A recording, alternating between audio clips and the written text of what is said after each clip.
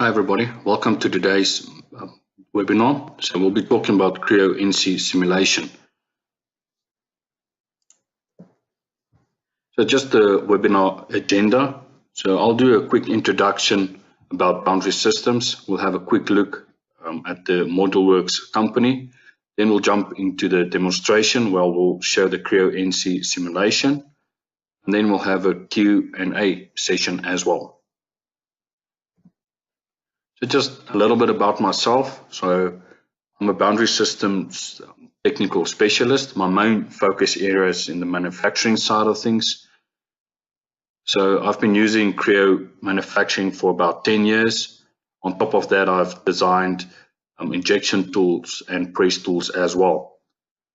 I'm also responsible for some of the post processes we develop for our customers. So about boundary systems. So you can see the logos there. That's some of the customers we serve, some of the capabilities we have: product lifecycle management, data management, CAD design and consulting, simulation, and product development.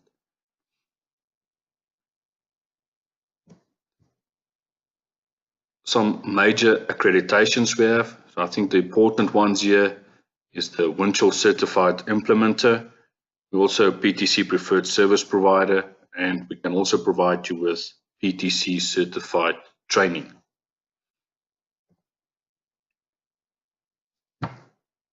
Some of the solutions, so all around the PTC products, some solid thinking, Rage products, and ZWCAD as well. Something about ModuleWorks. So it's a third-party company PTC used for the new NC simulation tool. So they're based in Germany. You can see from there it's a fairly sized company, and they also do not just simulation. There's a few other things they do as well. But for now, PTC is only using the simulation side of things within the Creo environment. So this is my contact details. If you need to get hold of me, give me a mail. I'll try to answer any technical questions. If there's any sales related questions, there's this email address for them. So take a quick snapshot of that, and you have that, and then we can move on to the demo. Okay, so let's jump into Creo. So I'm going to do the demonstration in the latest version, Creo 5. That's available currently for download. So it is the latest and greatest in the CAD for PTC. So this is the model we're going to work with. It's just a simple part. We're going to focus more on this simulation part. So I don't want to overcomplicate it with the difficult part. We're just going to do some basic things, and we're going to look how the simulation handle that. Just one important thing to remember when you set up your manufacturing models is to use your feature setup. So you can see here I've created the feature setup that will allow the simulation to know that's a feature, and we need to check that for gouging and for collisions as well. And I've just created some basic surfaces that we will machine, and basic windows, just some drilling, roughing, re-roughing, and then some surface milling that we're going to check. So let's jump onto that. So the first tool I want to show you, it's just the normal one. If you're familiar with the Creo simulation, this is the one you would normally see, and it will show you where the tool is moving. That's the roughing going there. I'm just going to stop it there. So you can see it's not really simulating. It's just showing you where the tool paths are going. It is still a good tool. You can still do your gouge checking and everything from here. But as you know, your stock is not being removed. So you can't really see how the stock is being shaped as you machine this. So that was this icon over here. The next one is the ModuleWorks one that I'm going to use. You can see we go into a different environment, but it still has the same feel as you would have within Creo. So your tabs and everything is still at the top. The way that things work is very similar to your Creo environment. So it makes it a lot easier for the users to get up to speed with this specific tool. In previous versions, in Creo 2.1 and the Wildfire days, we still used VeriCut, a very good tool, but not as integrated as this particular tool. This is great and easy to learn. So we're just quickly going to set our precision. So just remember this setting over here. If you make it very high, it can take a little bit more resources on the machines. So that all depends on what you want to see. I think for this exercise, medium would be sufficient. So it's also giving you a warning that it's going to. Okay, so yeah, that's just going to reset it. So we do that in the beginning. And then our stock display, I'll come back to this a little bit later. That's just how you're going to view your stock. What toolpaths you want to view. I'm going to check them now as soon as I start. Do you want to see the holders and shafts?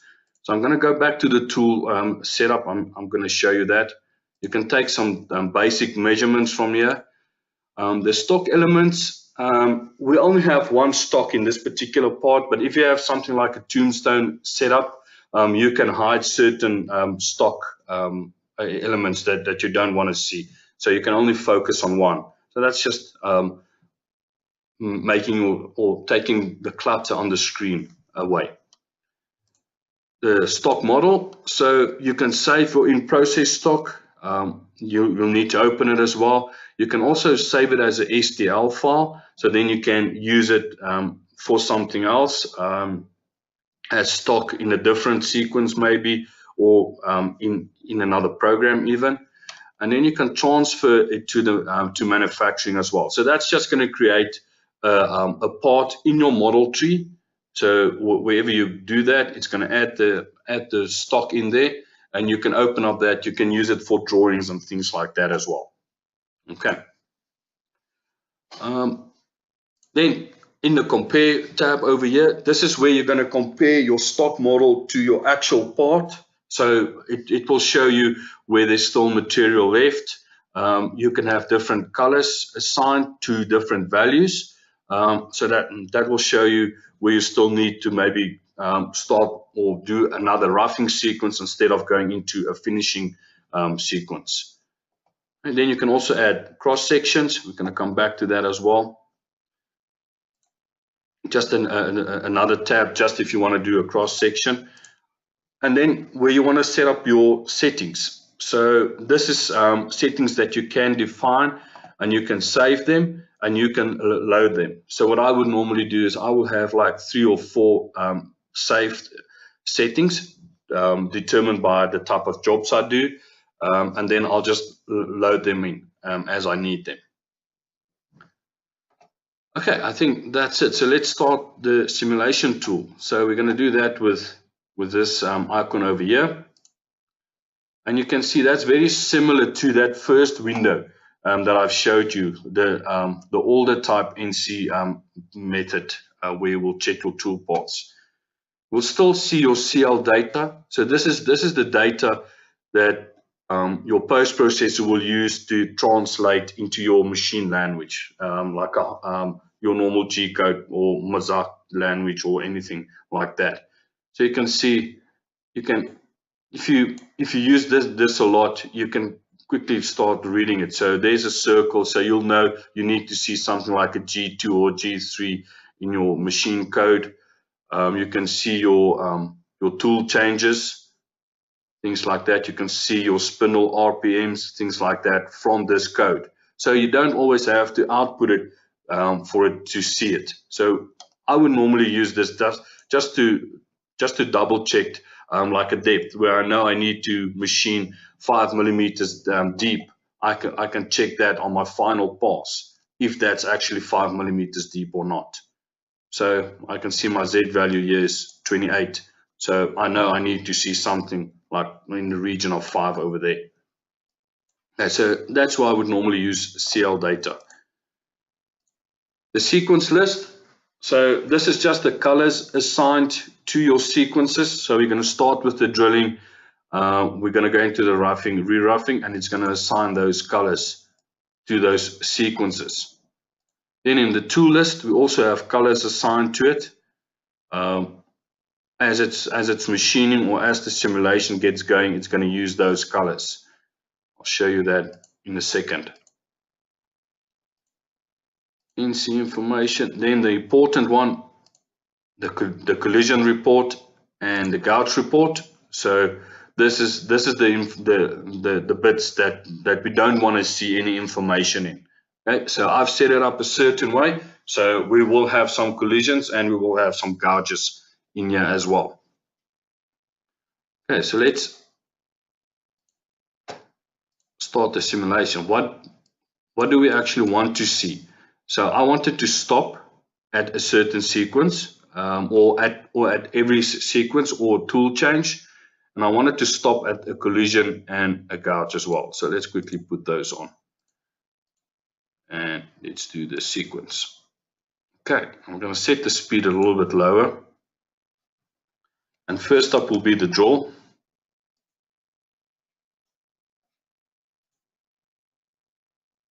So there's my drilling done. And let's start with the roughing. I'll make that a little bit slower. We're going to play a little bit around with this. So you can see how it's moving there. So let's take a closer look at it. So we have blue lines over here and we have yellow lines.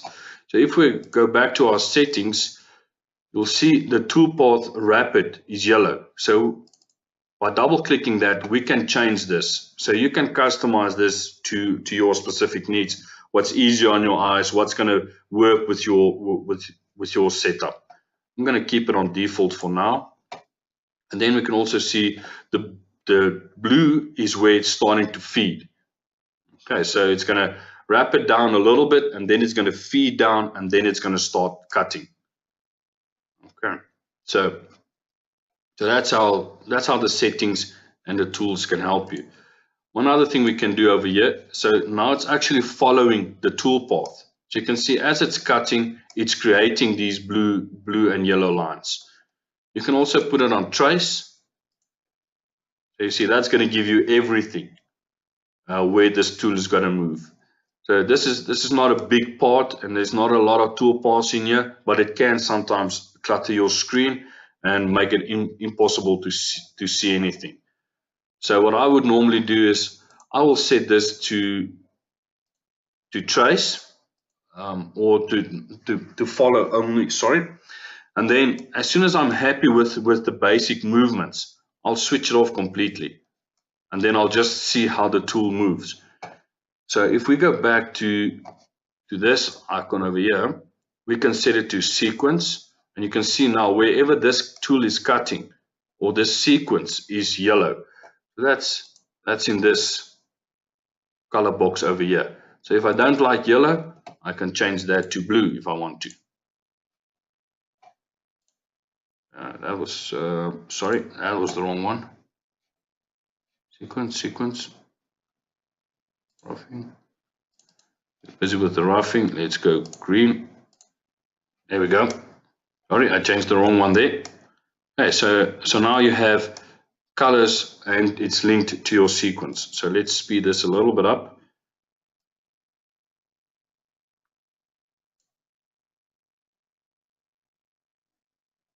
And roughing that inside pocket, outside as well. So that's done for that sequence now. So you can see I've set the setting to stop at the sequence. So as it's going to the next one, I need to click play again before it will start. Okay, so now we're into that blue color. So let's have a look at how that's going. So that's just a a 12mm ball nose just with a semi-rough. Starting to shape my part a little bit, and there we have a gouge.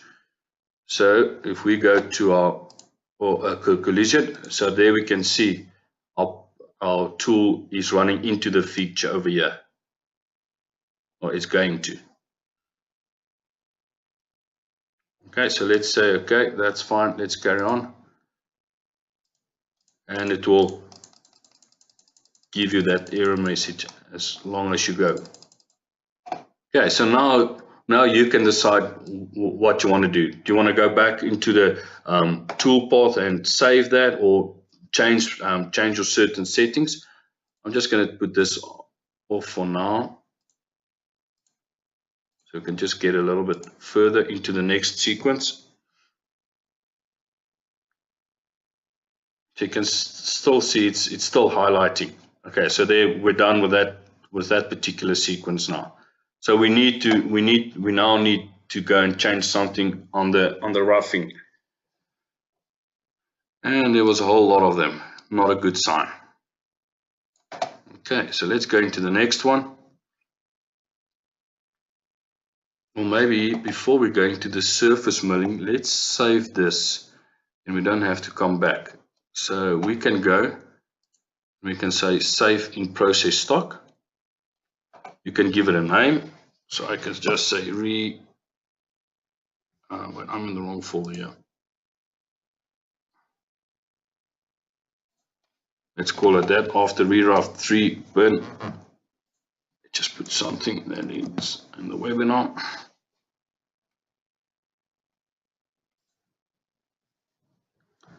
Okay, so that's going to save that file.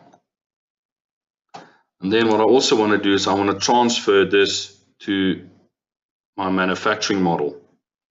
Let's transfer that. Let's call it stock after rough 3.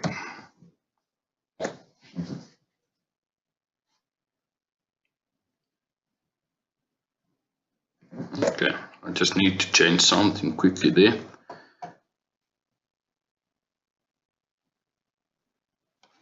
Okay, so let's close this for now, and let's just quickly go and check what is happening here. I just want to drag that up to be there, and then I'm going to suppress this just for now.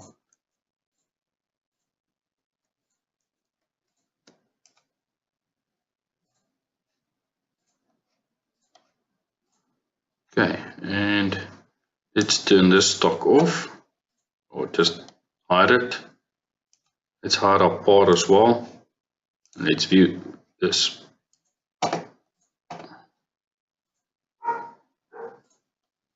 So that's our stock model. So now you can go and you can start creating, or you can manage your finishing sequences from this. Okay. In the older versions of Creo, you had to remove material with extrudes and things like that. And in some cases, you can do it from a sequence. This method is a lot easier, a lot quicker in the new version. Okay, so let's quickly go and we resume our milling here. Let's hide that again. Let's just show our part, and we show our stock again. And let's just quickly view our toolpath over here, just quickly. That's where we start with our finishing. So I've extended the surface a little bit, so it's going to run over, giving us a nice finish everywhere on that particular surface. Okay, so that's one. So let's simulate this.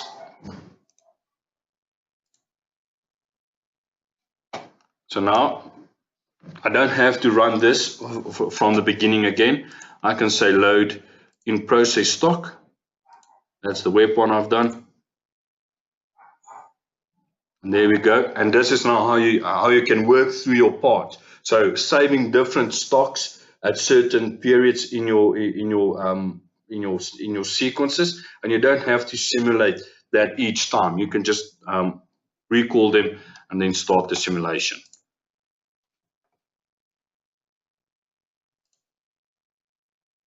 And there we can see we have gouges again. That toolpath is running into our feature over there. Okay, not great. And then once again, we can go and we can play with the colors if we want to. We can set this to a sequence. You can see that it's showing the color as it's machining. And all of this you can do on the fly. I can stop this. I can say, well, stop at a gouge, stop at a collision, and then it will start doing that. So you don't have to set up everything and then start the simulation. You can chop and change as you need to go. So let's just take this one a little bit further. I think that's far enough. And then I want to show you one other feature we have. I'm just going to hide those toolpaths again. In the section tool, you can create cross sections.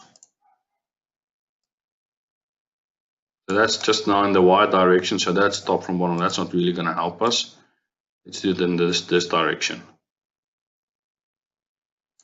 Okay, and you can show your toolpaths as well. So you can get a good feel for where that toolpath is running. Okay, so in some cases you can you want to see if it's cutting the bottom of a certain pocket. Then you can put the cross section, you will see the toolpath, and you can see it's running flat on a certain surface. And you can carry on with the simulation while the cross section is still there. You can still see we have some gouges there running into the feature over here. And all of that will show up in this window over here.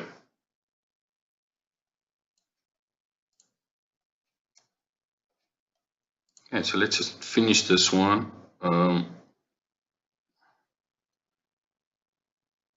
You know what, let's stop this. Let's quickly go back to Creo. Let's resume this. We can do everything. Let's grab all of them and we're going to run the simulation. Let's load up in stock again. You don't have to watch the roughing again. So we know there's going to be some issues. So let's speed it up.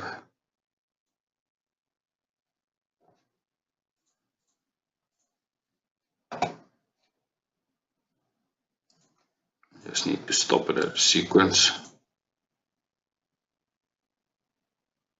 Okay, so now we're going into the next sequence. So we're just cleaning up the round over there.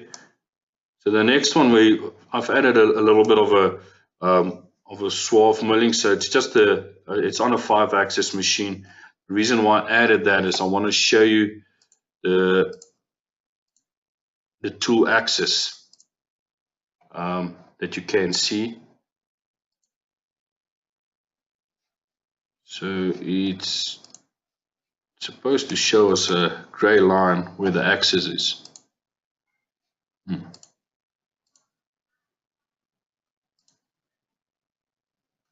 that was too fast. Let's just quickly go back.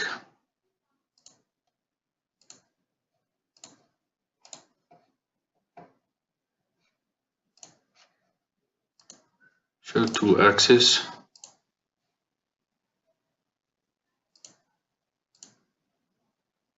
No, that's not showing up now. Let's just check the color. Tool axis. Yeah, it's supposed to be a gray line. Okay. I need to follow up on that. What's supposed to happen is you're supposed to see a gray line. So if you're working with 5-axis movements, it's going to show you the axis that's that tool's going to approach the part with. that's just a nice tool just to check your approaches when you're working with 5-axis machines.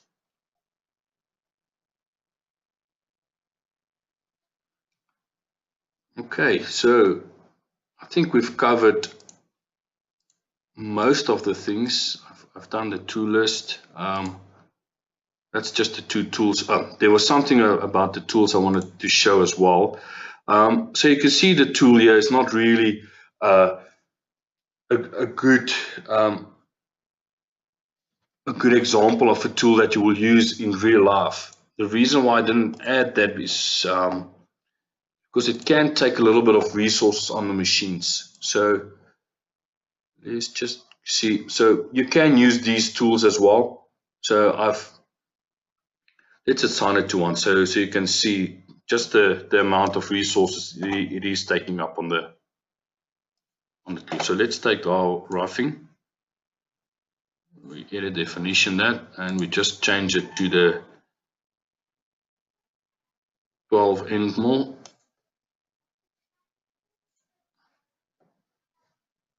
And you can see now there's a proper tool that you would use in real life. And that's going to show you as it moves as well. And then let's take that into the new simulation tool. Let's run it. So it's still a simple part. It's still showing you everything.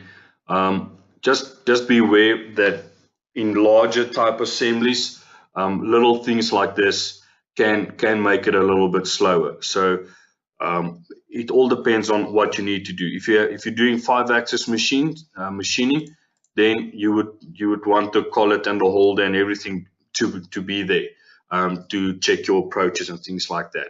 If it's not necessary and you're just doing something quick, just use your normal tools within Creo, and that will be just fine. Okay, so that's the new ModuleWorks simulation tool in Creo. I think I've covered most of the things, if not everything. Let's quickly do that one. I didn't do the compare. Let's close this. Let's close this. Just change that back to the normal end mil. And let's just do the drilling until the roughing.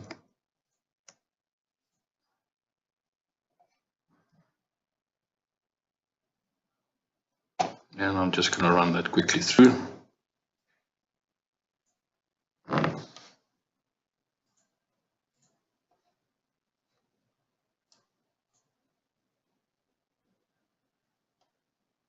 And let's use the compare tool.